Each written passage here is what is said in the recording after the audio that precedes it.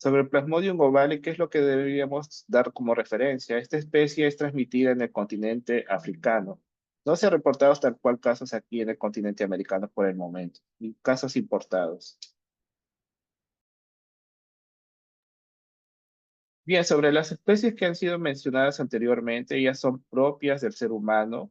Sin embargo, hay otras especies de Plasmodium que están asociados con animales silvestres y en este caso con primates no humanos. Y esto ha sido reportado principalmente en el continente asiático. Una de las especies que viene siendo reportada, al menos en los últimos años, viene a ser Plasmodium knowlesi, que tiene una similaridad morfológica con Plasmodium malariae. Y bajo ese criterio realmente es difícil hacer la distinción en base a las características morfológicas. Por ello es que se sugiere utilizar técnicas más sofisticadas, dentro de ellos el PCR. Asimismo, hay otras especies asociadas con animales, dentro de ellos tenemos a Plasmodium cynomolgi y también Plasmodium simium. Al menos de estas que han sido mencionadas, Plasmodium simium sí ha sido detectado en el ser humano en Brasil, incluso en años anteriores al 1970.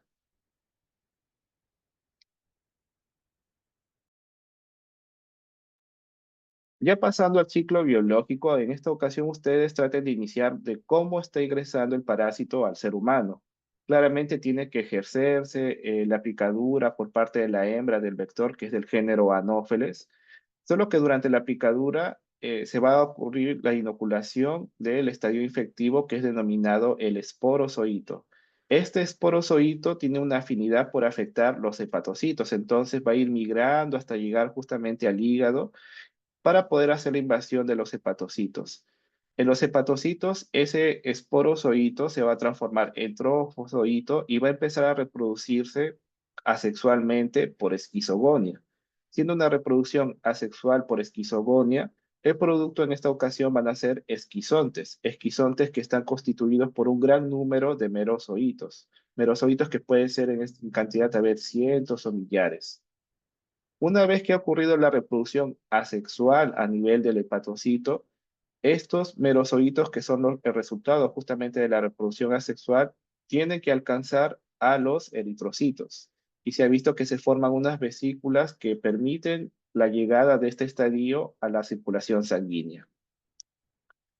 Una vez que estos merozoitos han alcanzado la circulación sanguínea, ya pueden afectar a los eritrocitos. Estos eritrocitos pueden ser afectados dependiendo de su estado de maduración. Hay algunos que solo van a afectar reticulocitos.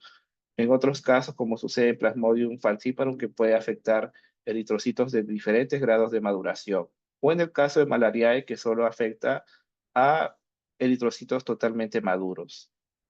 Bien, una vez que el merozoito ha afectado o está interactuando con el eritrocito, va a ingresar y se va a transformar en trofozoito, un trofozoito que tiene forma de anillo o forma anular.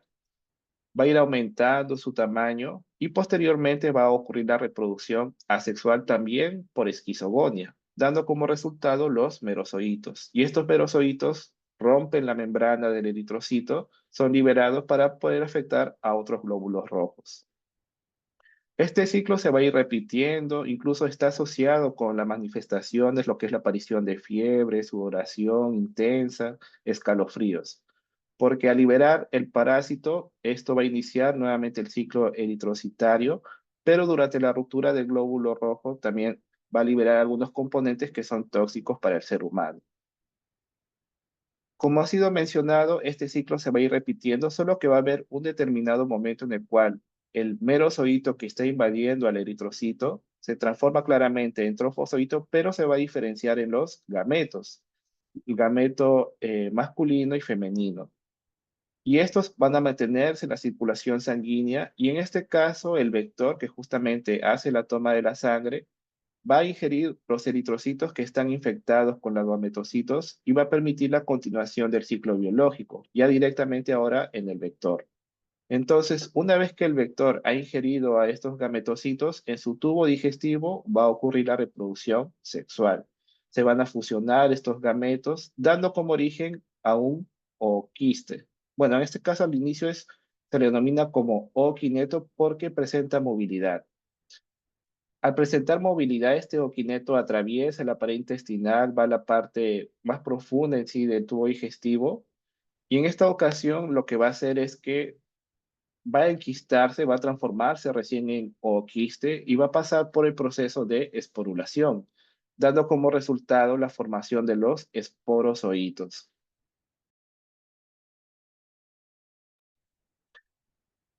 Una vez que se han formado estos esporozoitos, ellos van a subir hasta las glándulas salivales del mosquito, permitiendo así la infección posterior del ser humano. Como detalle sobre el ciclo biológico, tengan en cuenta algo.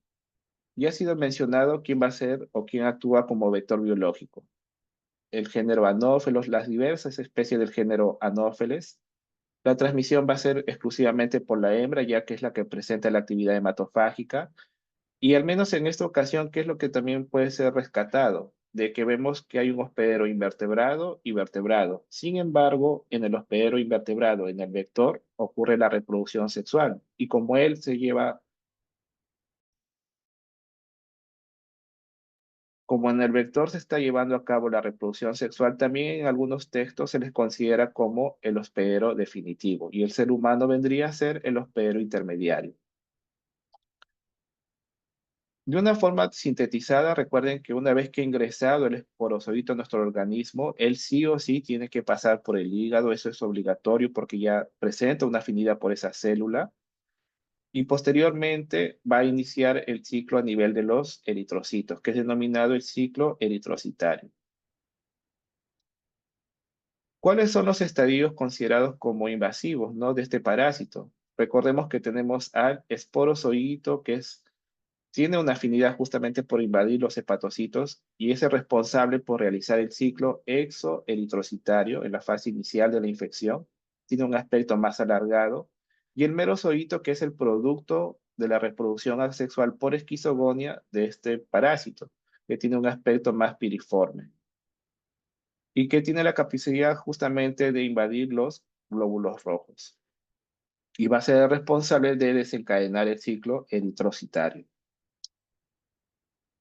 Cuando está ocurriendo la inoculación de este parásito, exactamente del esporozoito, 30% pueden alcanzar las vías linfáticas y van a ser distribuidos en los linfonodos, pero el 70% restante puede alcanzar la circulación sanguínea y recuerden que el esporozoito tiene que interactuar con los hepatocitos, invadirlos en esta ocasión, porque en ellos se va a llevar a cabo la reproducción asexual.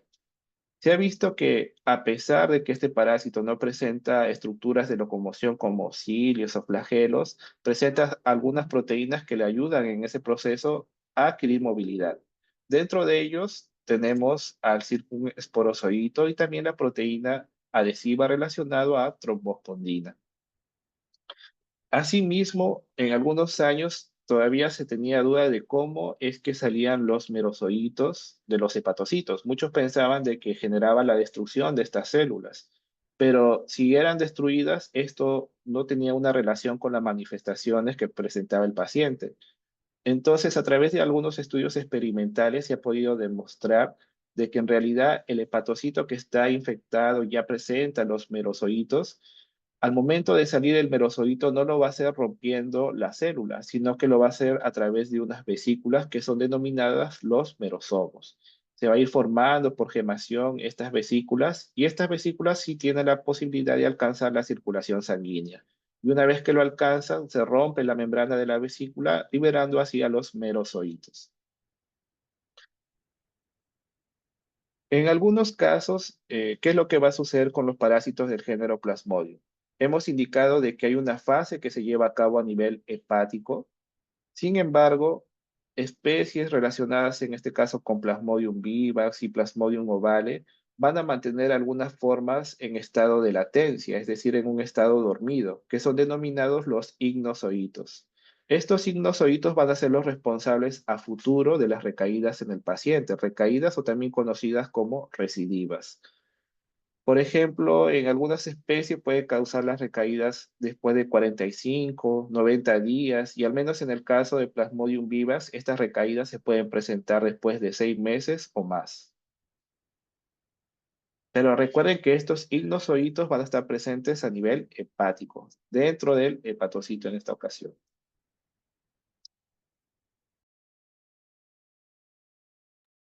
Bien, ahora vamos a ir hablando de la infección por cada una de estas especies porque van a presentar algunas diferencias.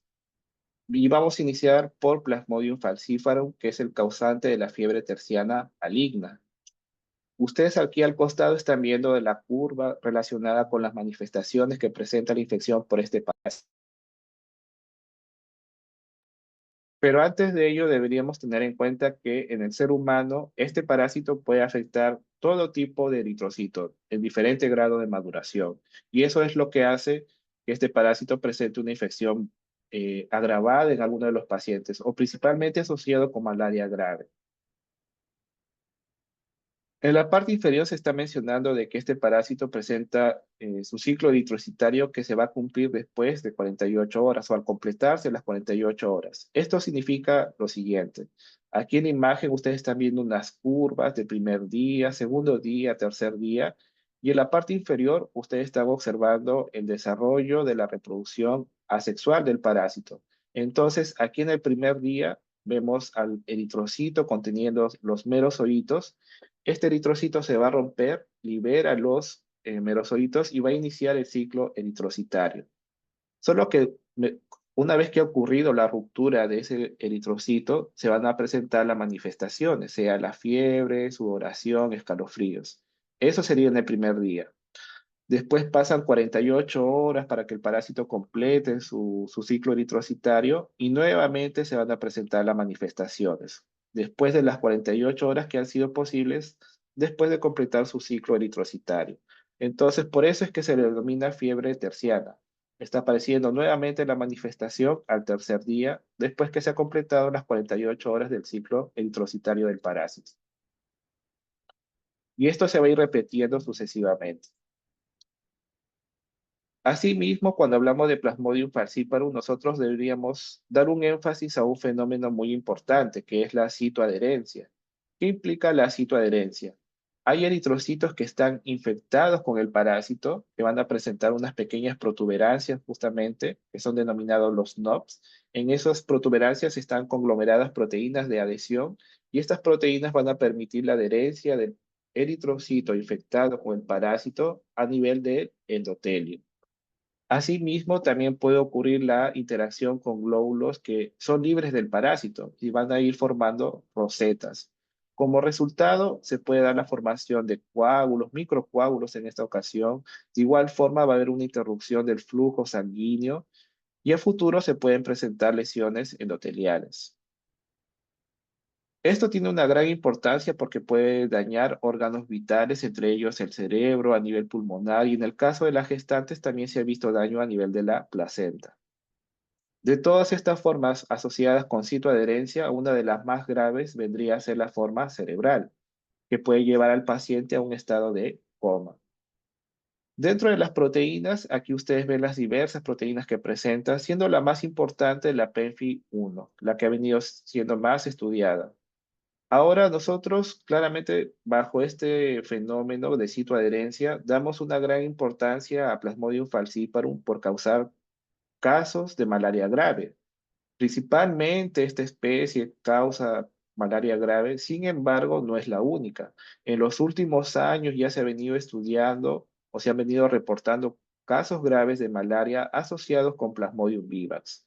Se ha visto que también puede presentar fenómeno de citoadherencia, el cual viene recién siendo estudiado.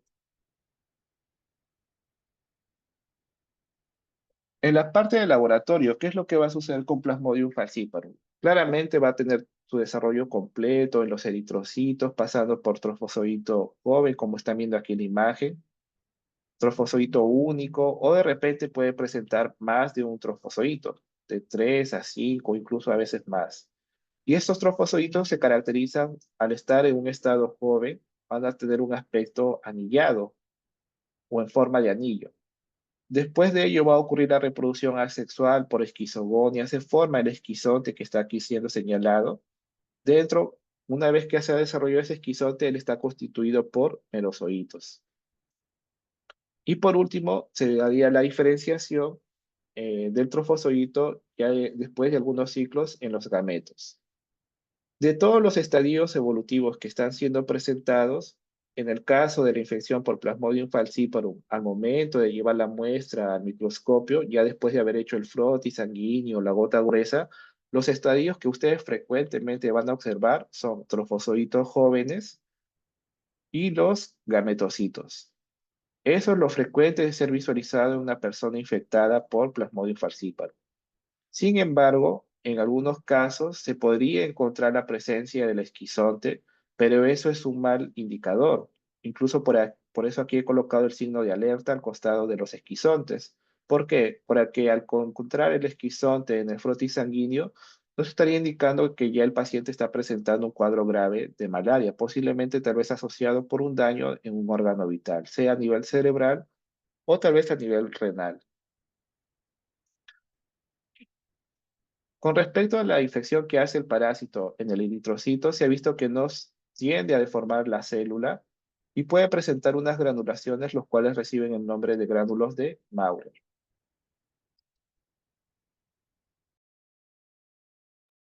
Con respecto a la infección por Plasmodium vivax, nuevamente ustedes percátense de la gráfica. Aquí ustedes están viendo de que la aparición de los síntomas, en este caso, la elevación de la temperatura, está asociado con el ciclo eritrocitario del parásito. Ya se liberaron los merozoitos, también se liberan componentes internos de repente que han digerido el parásito y ellos van a causar la fiebre, el aumento de la temperatura en la persona. Esto ocurre el primer día y después de las 48 horas, es decir, después que ha completado su ciclo eritrocitario, va a volver a aparecer la sintomatología. Asimismo, deberíamos tomar en cuenta de que hay formas de parásitos que se van a mantener dormidas, ¿no? En el caso del Plasmodium vivax, que van a ser los gimnozoitos a nivel hepático. Sobre la complicación, como ha sido indicado, no se suele asociar frecuentemente a Plasmodium vivax con cuadros graves de malaria, pero en los últimos años sí se ha venido estudiando y en algunos casos también puede estar asociado con el aumento del vaso. Sobre las células que puede afectar, tengan como referencia que afecta a los reticulocitos. Con respecto a la infección, lo que nosotros tenemos ahora son todos los estadios evolutivos que pueda presentar el parásito, trofozoito joven, maduro, ya reproduciéndose asexualmente por esquizogonia, se formaron los merozoitos, son estas unidades que están siendo señaladas, y en algún punto va a ocurrir también la diferenciación de los gametos. En el caso de los gametos de Plasmodium vivax son ovalados y en el caso de Plasmodium falciparum tienen un aspecto de salchicha, que es bien importante para el diagnóstico. Inclusive es algo que ustedes van a poder observar en microscopio durante la sesión práctica. Una vez que ha ocurrido la infección por este parásito, se ha podido observar de que los eritrocitos, en este caso particularmente los reticulocitos, sí van a presentar una deformación, van a tener un aumento celular y también puede presentar granulaciones, los cuales son mucho más evidentes a diferencia de las infecciones de otros plasmodium, que reciben el nombre de granulaciones de Schuchner. Una vez que ha llegado una muestra en sospecha de Plasmodium vivax, nosotros deberíamos tomar en cuenta de que todos los estadios evolutivos que ustedes tienen ahí en esa plancha pueden ser observados en el microscopio, desde el trofozoito joven, trofozoito maduro, esquizonte y los gametos.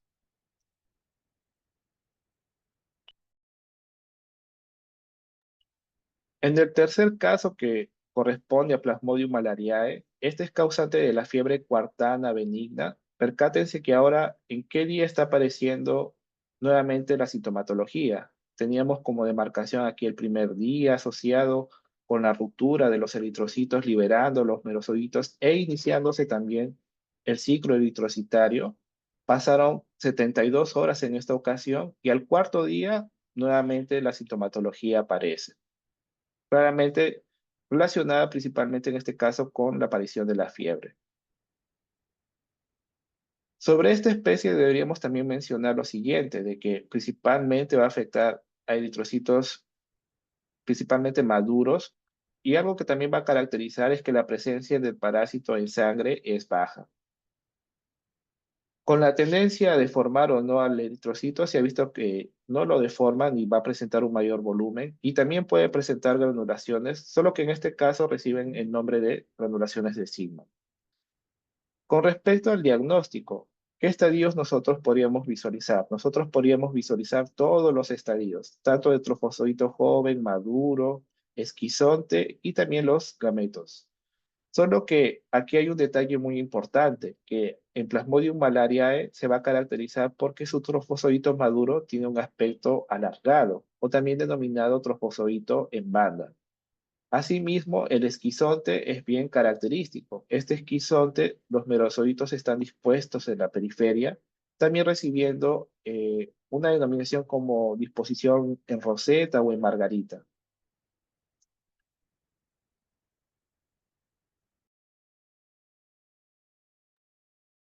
Ya hablando sobre la epidemiología aquí en nuestro país, destacamos a las regiones amazónicas, son los que van a presentar alto riesgo de transmisión de esta parasitosis. Uno de los más importantes vendría a ser Loreto, seguido de Huánuco. También se reportaban en Junín, en Madre de Dios, en San Martín y Ayacucho. Pero tengan en cuenta que también hay departamentos del litoral que son afectados, dentro de ellos Piura, Tumbes y Lambayeque. Sobre la transmisión de casos, al menos en nuestro país, estos son causados por Plasmodium vivax y por Plasmodium falciparum, siendo el más prevalente Plasmodium vivax.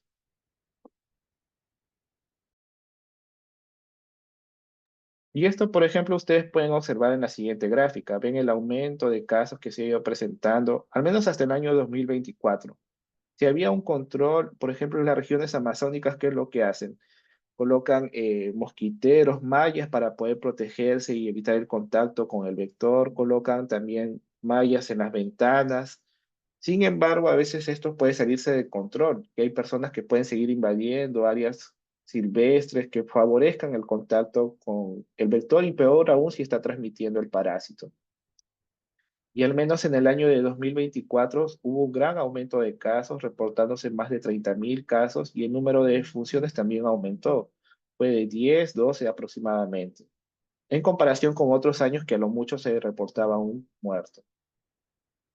Viendo la tabla inferior, ustedes se están percatando cuál es la especie prevalente de Plasmodium vivax. En este caso, justamente corresponde a esa especie. Plasmodium vivax es la especie más prevalente en nuestro territorio, asociado con la fiebre terciana benigna.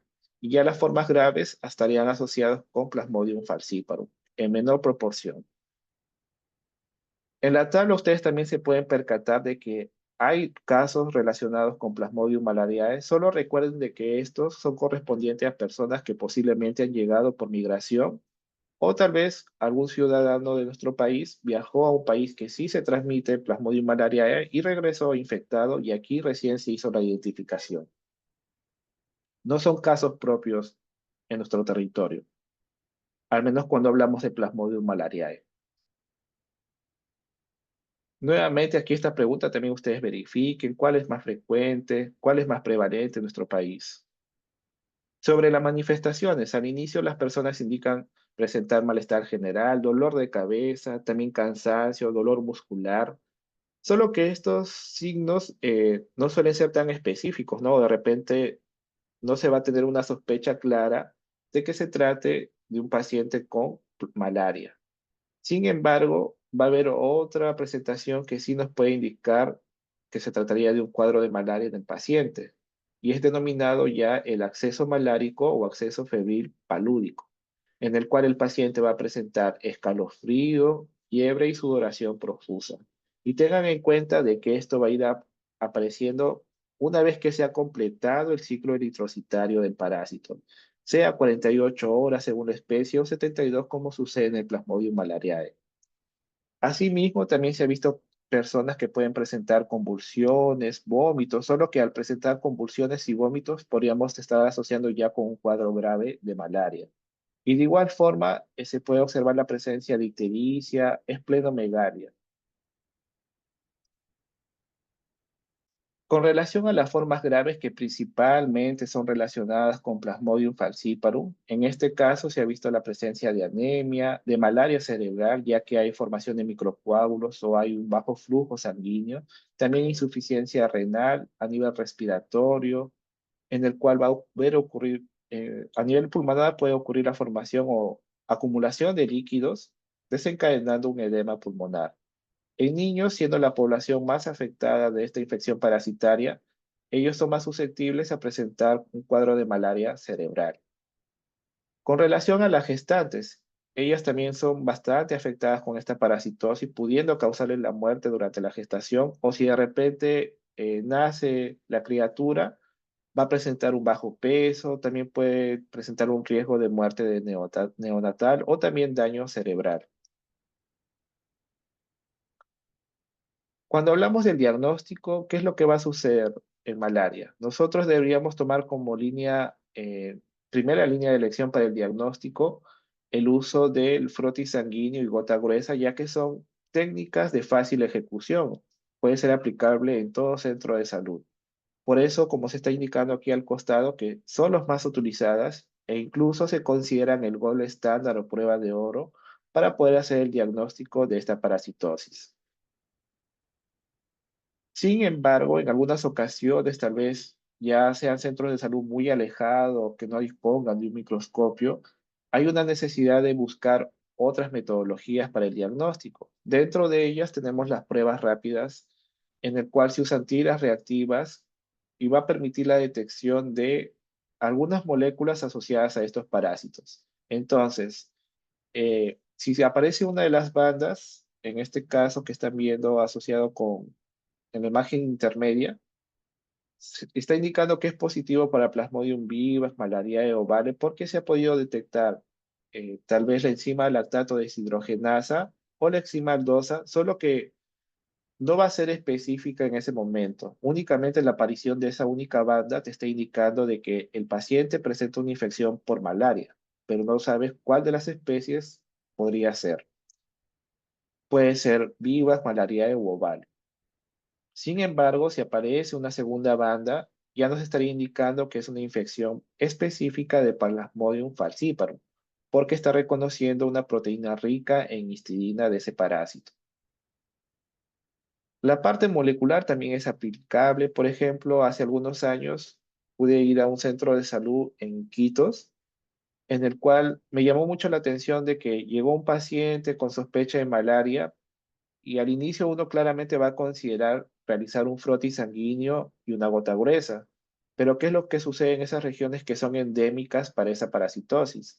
Reciben donaciones de otros países, por ejemplo, de Alemania, Francia, y ya disponen de todo el equipo necesario para poder desarrollar las pruebas moleculares. Entonces, pueden sí considerar el frotis sanguíneo gota gruesa, solo que el PCR va a ser una técnica mucho más rápida para poder hacer un tratamiento adecuado. Hay pruebas inmunológicas que también pueden ser útiles, claramente sí. Dentro de ellas el ELISA y la inmunofluorescencia indirecta. Con relación al tratamiento, aquí en nuestro país tenemos el árbol de la quina, del cual se obtiene la quinina, solo que ese compuesto es bastante costoso, ¿no? No es tan accesible, por lo cual ha sido necesario hacer una versión sintetizada que vendría a ser la cloroquina. Y la cloroquina es la que va a actuar sobre los esquizontes que se encuentran presentes en los eritrocitos. Es considerado como la primera línea de tratamiento para esta parasitosis. Sin embargo, deberíamos tomar en cuenta de que a lo largo de los últimos años se han reportado resistencias frente a este fármaco. Y en el caso de que se haya presentado resistencia, ya tendríamos que buscar otras opciones e incluso hacer combinaciones de algunos fármacos, sea el sulfato de quinina, doxiciclina, tetraciclina, entre otros. Asimismo, también se han venido encontrando otros fármacos. Dentro de ellos tenemos la primaquina, que va a actuar directamente sobre los esquizontes y también sobre los ignosoitos que están presentes a nivel del hígado, los cuales también pueden presentar una acción frente a los gametos del parásito, interrumpiendo así la transmisión al momento de llegar en el vector. Como medida profiláctica, al menos aquí en nuestro país también suele ser utilizado la cloroquina. Por ejemplo, hay personas que van a regiones que son endémicas. Si toman la cloroquina ya tienen una medida de protección frente a este parásito.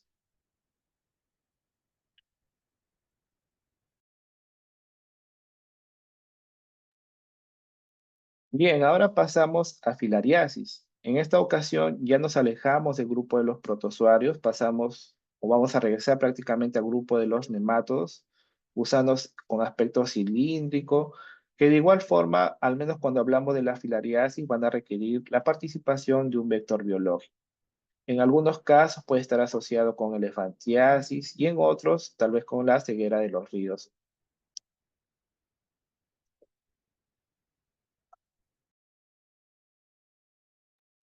Recuerden que en el caso de las filarias, ellos pertenecen al grupo de los nematodos. A requerir más de un hospedero, van a presentar un ciclo heteroxénico. ¿Y cuáles son las especies de importancia médica? Tenemos a Buchereria bancrofti, Brugia, que son los causantes de filariosis linfáticas, o también conocida como elefantiasis. Sobre Manzonello sardi es causante de la filariosis serosa y Onchocerca volvulus como causante de oncocercosis o ceguera de los ríos.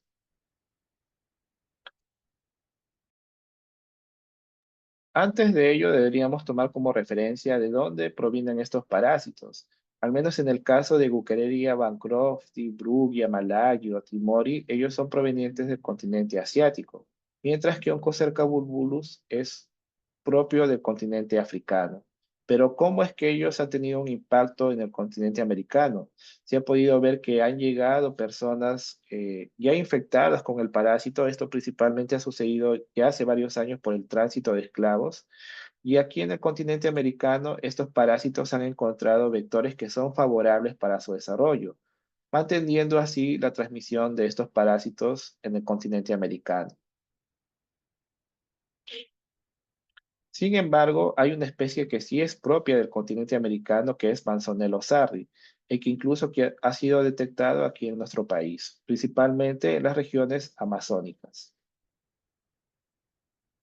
En el primer caso, cuando hablamos de la filariosis linfática causada por Buchereria bancrofti, esta infección se considera como una enfermedad desatendida por la Organización Mundial de la Salud. Ha venido planteando estrategias que sean posibles de interrumpir la transmisión del ciclo del parásito o tal vez erradicar totalmente esta parasitosis. Al menos en algunos países ha sido con éxito, pero en otros se mantienen algunos focos de transmisión. Con respecto a los estadios adultos, recordemos que ellos son nemátodos, van a presentar tanto hembra como macho, siendo la hembra de mayor tamaño, llegando a medir de 7 a 10 centímetros y el macho la mitad aproximadamente. ¿Dónde es que se van a localizar estos estadios adultos? Se van a localizar a nivel de los vasos y ganglios linfáticos y tiene una amplia longevidad, ¿no? Pudiendo permanecer entre 8 a 10 años. Una vez que ha ocurrido la reproducción sexual, la cópula, la hembra lo que va a hacer es eliminar las microfilarias, o también conocida como la larva L1, que presenta un tamaño de micras nada más, de 200 a 300 micras. Y estas microfilarias se caracterizan por tener un aspecto alargado y estar cubiertos por una membrana, que es conocida como la vaina. Esta estructura sí es útil al menos para poder diferenciarla de otras filarias que han sido reportadas en el continente americano.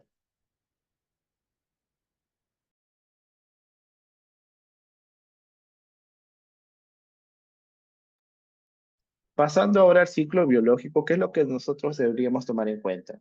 Claramente va a tener que ocurrir la picadura del vector en el cual se va a dar la transmisión del parásito bajo el estadio infectivo y en este caso corresponde a la larva L3.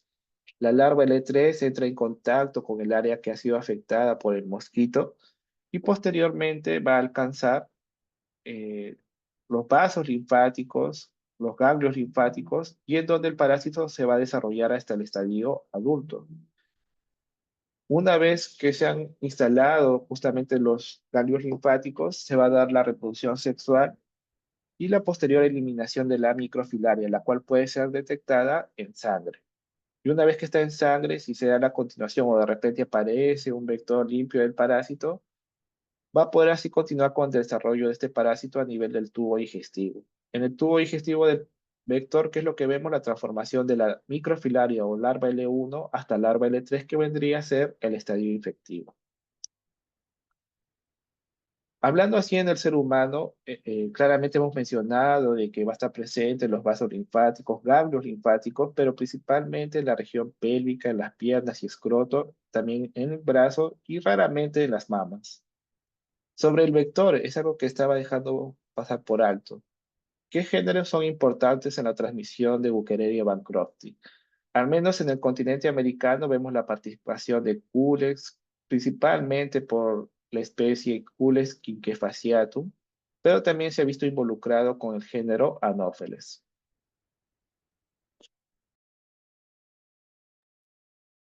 Con respecto al desarrollo de este parásito, hay una característica muy importante que presenta y es conocida como la periodicidad. ¿Qué es lo que quiere decir esto? Que claramente sabemos que la microfilaria va a estar presente en la sangre, pero se caracteriza por principalmente ser detectada en horario nocturno.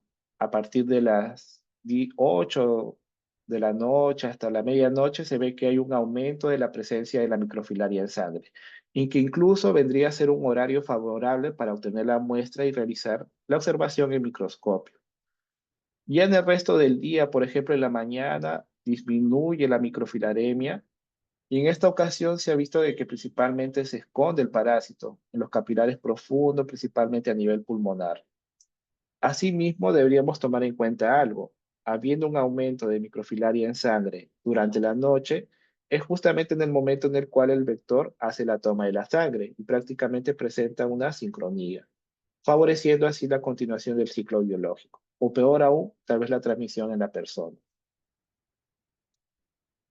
Dentro de las manifestaciones, ¿qué es lo que va a suceder aquí? Como ustedes están viendo en la imagen, al menos si es en la fase aguda, va a estar asociado con daño a nivel de los vasos linfáticos, de los ganglios linfáticos, pero esto va a ser dependiente claramente del estadio del parásito.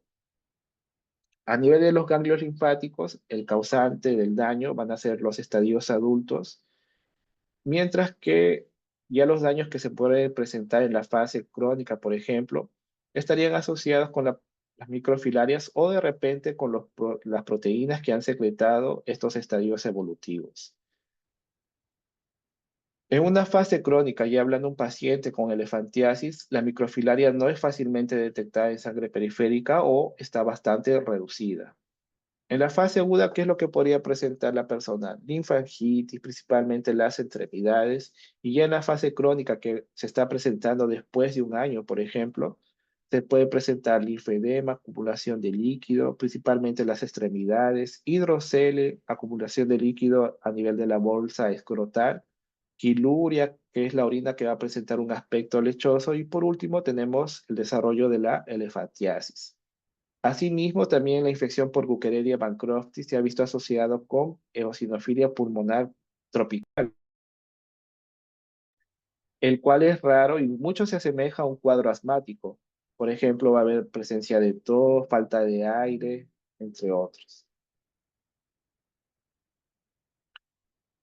Uno de los problemas que podría presentar la infección de este parásito en una persona, vemos claramente el desarrollo ya de la elefantiasis y con el pasar del tiempo esto genera una discapacidad en la persona, igual de que puede presentarse el aislamiento de la persona en una población.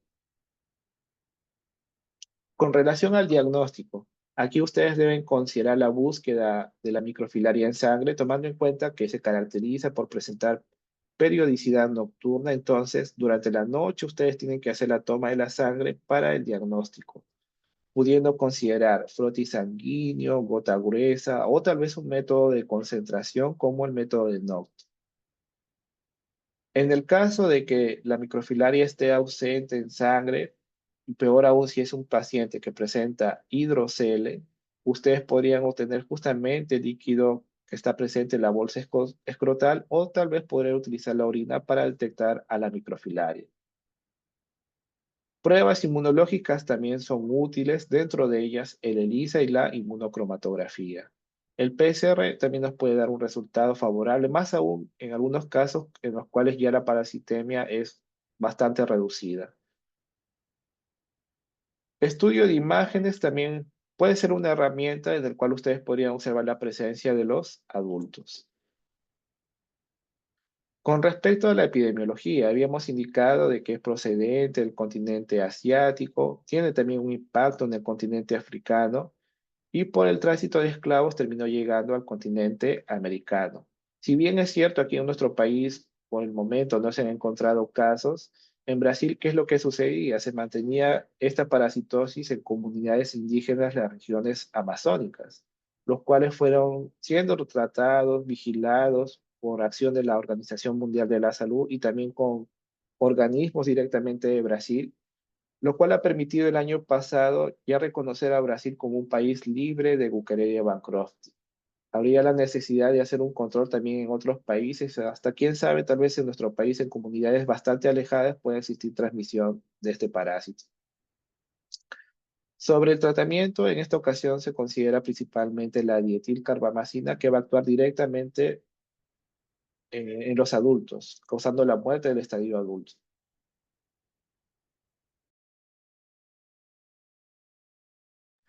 Con respecto a la filariosis linfática, ahora causada por las especies del género Brugia, hay dos especies que son importantes. Brugia malaki, que es considerado como una especie zoonótica, y Brugia timori, que solo afecta al ser humano.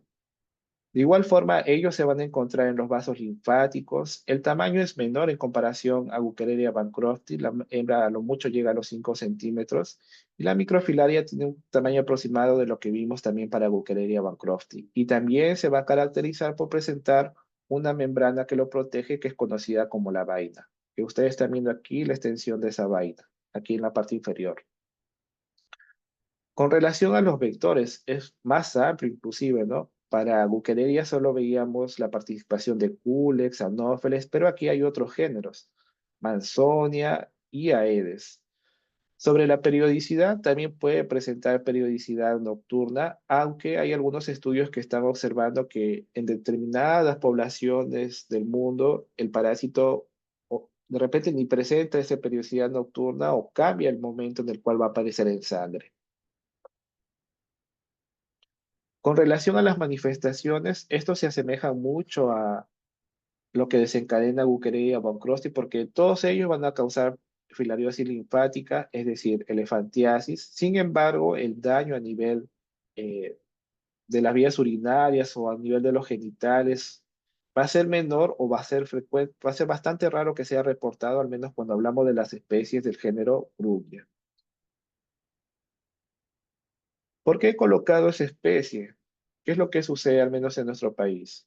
En nuestro país sí se ha detectado un caso relacionado con el género Brugia, aunque no es un caso así que haya sido presentado en un peruano. Lo que sucedió es que vino una turista, una ciudadana de los Estados Unidos, hizo un, fue a acampar a una región amazónica cerca de un río y tal vez por el contacto, región amazónica, río por donde de repente se está desarrollando el ciclo del vector, favoreció la transmisión y regresó a su país, pero regresó ya infectada con este parásito. En ella pudieron detectar la presencia de nódulos que estaban asociados con la presencia de los estadios adultos del parásito, aunque solo encontraron una hembra y un macho. De igual forma, también pudieron observar la presencia de microfilaria en el paciente. Con respecto al nódulo, al menos en la parte hospitalaria, ellos intentaron obtener los estadios adultos, sin embargo, lo obtuvieron en fragmentos. Y ese es un problema que tenemos al momento de hacer la identificación, que si lo tienen en fragmentos, esto ya no va a permitir una correcta identificación del parásito. Sin embargo, lo que sí pudo hacerse o determinarse es que el parásito correspondía al género Brugia, solo que no se sabe muy bien a qué especie puede estar asociada. Al menos como una hipótesis, ellos colocaron como una especie de Brugia que sí ocurre o es transmitida en el continente americano, que es conocida como Brugia guyanensis, que es un parásito propio de animales silvestres.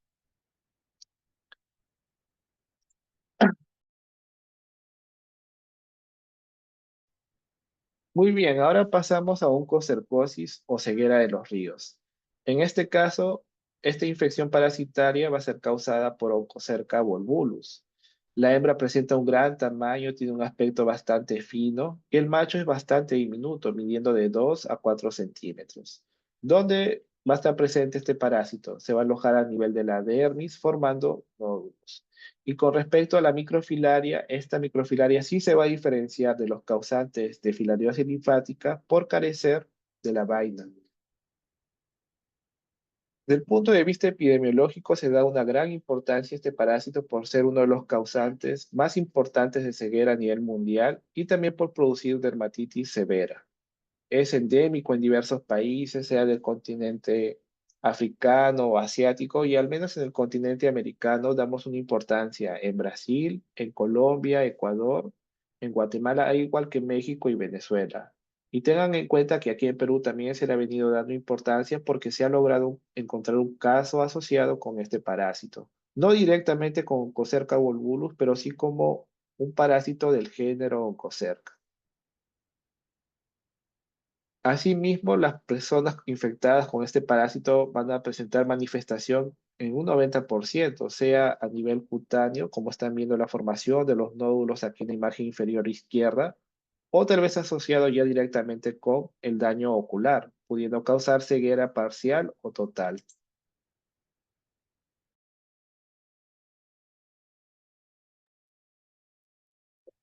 Con respecto al ciclo biológico, aquí también el estadio infectivo va a ser la larva L3 y quien va a hacer la transmisión son unas moscas, conocidas como la mosca negra, que corresponde al género Simulio. Ocurre el contacto, la picadura, la inoculación del estadio infectivo que vendría a ser la larva L3, solo que este parásito se va a desarrollar a nivel del tejido subcutáneo. Ahí se va a transformar en estadio adulto, ocurre la reproducción y la liberación de la microfilaria, que posteriormente va a ser ingerida por un vector limpio hasta continuar el desarrollo hasta larva L1, larva L3, que vendría a ser el estadio infectivo. Tengan en cuenta de que estas microfilarias en algunos casos pueden ser encontrados circulando en las venas linfáticas, justamente de nivel subcutáneo o en el tejido conjuntivo de la piel. Y una característica diferencial es que ellos no van a presentar periodicidad. Dentro de las manifestaciones, en esta ocasión van a estar asociadas principalmente por la migración de las microfilarias. Estas cuando van a morir van a poder causar prurito intenso, irritación, al igual que erupción y como ustedes están viendo aquí en la imagen, despigmentación de la piel. Muchas veces esa despigmentación también es conocida como piel de leopardo.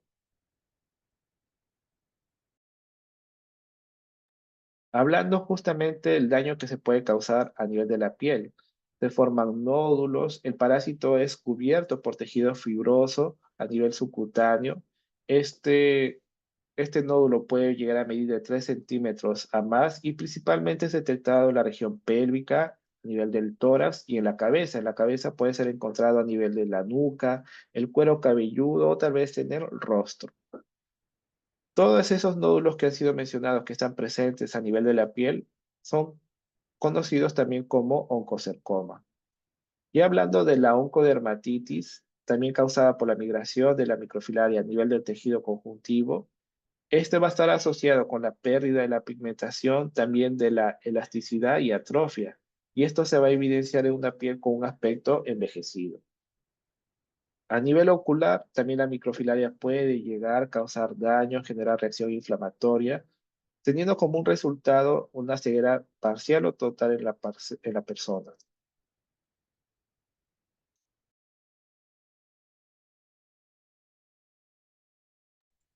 Con respecto al diagnóstico, como una referencia, es bueno que ustedes tengan en cuenta la localización de este parásito. Está a nivel del tejido subcutáneo. Entonces, encontrarlo en la sangre no va a ser frecuente. Hay casos raros que lo han podido encontrar, pero esto no suele ser utilizado para el diagnóstico.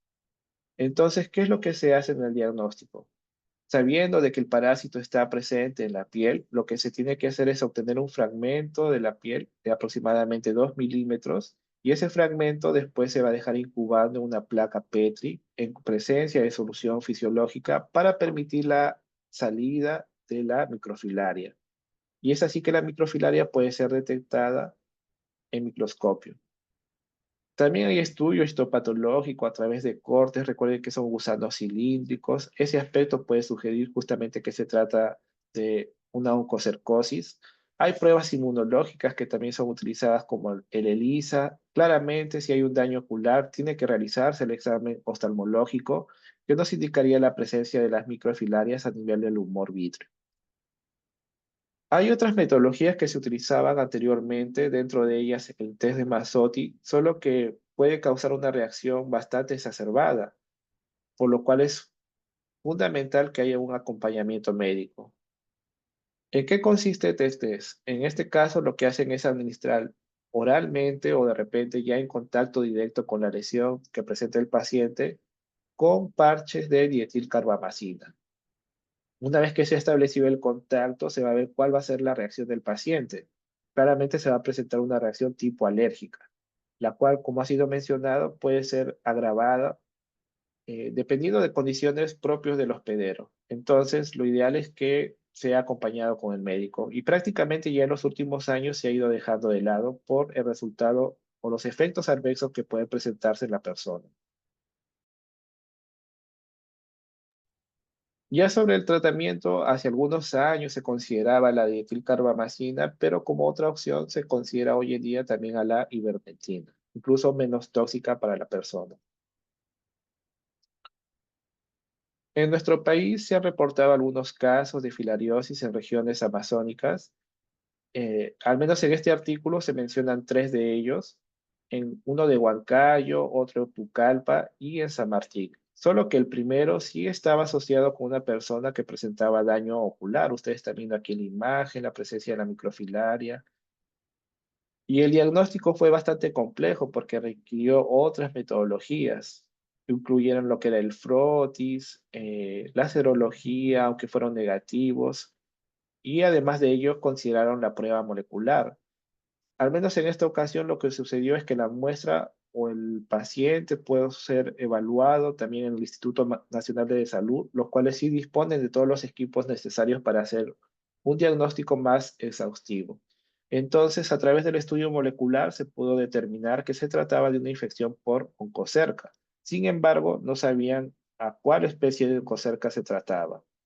Únicamente ha sido reportado como Cocerca SP, lo cual hace que haya una vigilancia, ¿no?, a futuro en nuestro país por la transmisión de este parásito, más aún si está asociado con la ceguera de los ríos.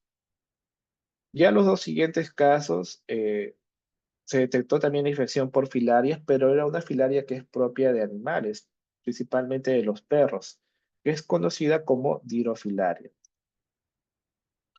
Hablando así de la dirofilaria o también conocida la infección como dirofilariasis, es causada por el nematodo Thydrofilaria ignitis, que es un parásito propio de cánidos, pero también se ha detectado en felinos sean domésticos o silvestres.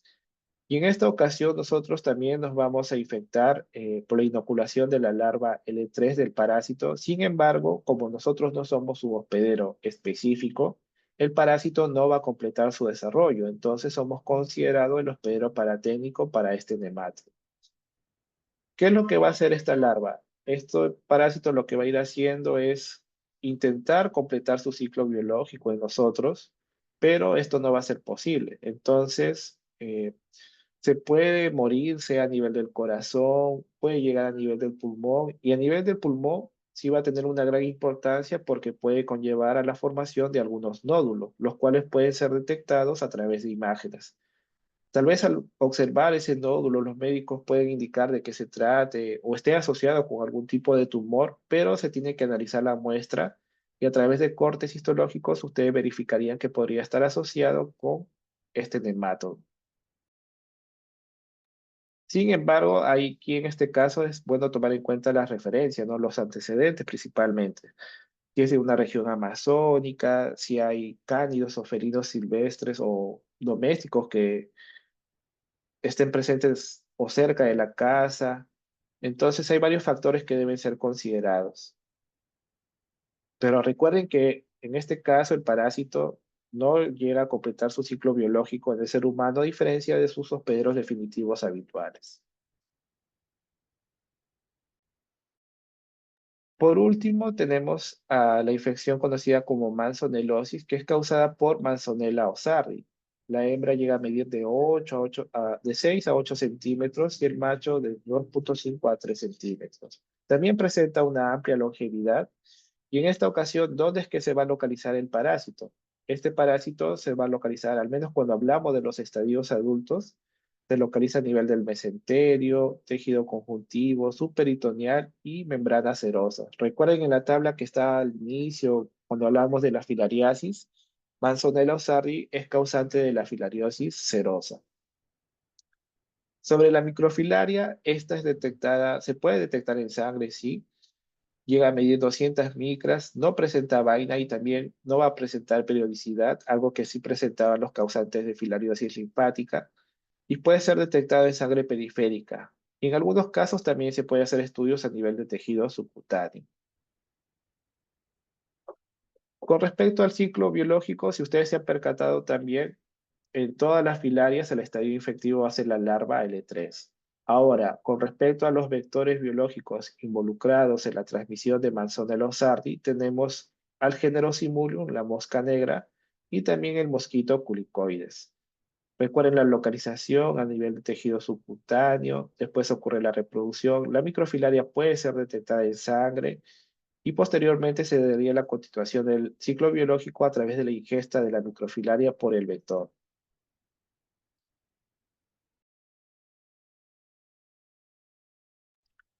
En nuestro país se han reportado casos, principalmente lo que es Loreto. Sin embargo, deberíamos tomar en cuenta algo, que la infección por este parásito no es del todo específica, al menos cuando hablamos de la sintomatología. Pueden ser presentaciones que se asociarían también con otro daño en el paciente o infecciones. No es del todo definido. Puede presentar fiebre, dolor de cabeza, dolor articular. En sí son sintomatologías que no suelen ser tan específicas, ¿no? Se puede confundir con otras. Sin embargo, al menos en este caso, hay algo que sí nos puede dar la sospecha que se trataría de una infección por Manzonella sar. El presentar el hormigueo, frío en las piernas, la presencia de edema en las extremidades y claramente el aumento de los eosinófilos en sangre. Los reportes realmente son raros, al menos cuando hablamos de nuestro país. Sin embargo, al menos en estudios epidemiológicos de malaria, ¿qué es lo que hacen? Hacen un muestreo, analizan la sangre de las personas de determinadas poblaciones y de forma accidental terminan encontrando infecciones por Manzonella sardi y posiblemente en este caso sean personas con un cuadro asintomático. Tengan en cuenta la longevidad que también puede presentar el parásito, ¿no? De 6 a 8 años, quién sabe, las manifestaciones se presenten más aún en años posteriores a eso. Pero dentro de las lesiones que podría causar este parásito, como ha sido mencionado, está a nivel de tejido subcutáneo. Principalmente se ha visto la presencia de nódulos a nivel torácico, abdominal. Con respecto al diagnóstico, aquí ustedes pueden considerar el frotis sanguíneo, la gota gruesa para la búsqueda de la microfilaria.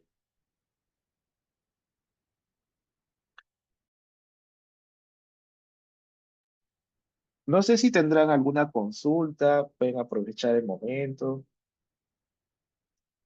Ya al menos el día de hoy estamos terminando la unidad correspondiente a infecciones metaxénicas. De aquí seguiría hidatidosis, cisticercosis, que es todo lo que viene hasta o para el segundo examen teórico. ¿Alguna consulta?